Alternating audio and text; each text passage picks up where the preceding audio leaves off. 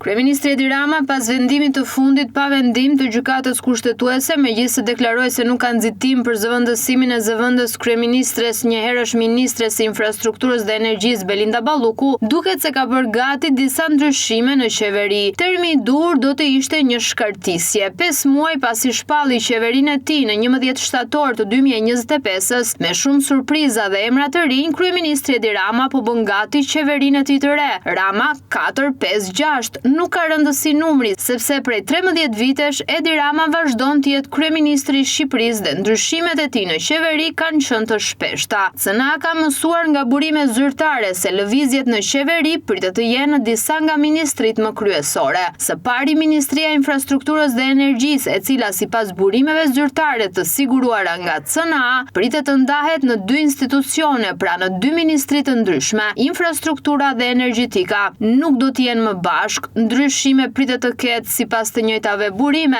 edhe në Ministrinë e Drejtësisë, Ministrinë e Brendshme dhe disa ministri të tjera, nga të cilat kryeministri Edi Rama ka pasur shumë pritshmëri me emërimet e bëra 5 muaj më parë, por që me sa duket nuk janë përmbushur. Pas vendimit pa vendim të gjykatës kushtetuese janë bërë lëvizje të shumta në institucione të rëndësishme.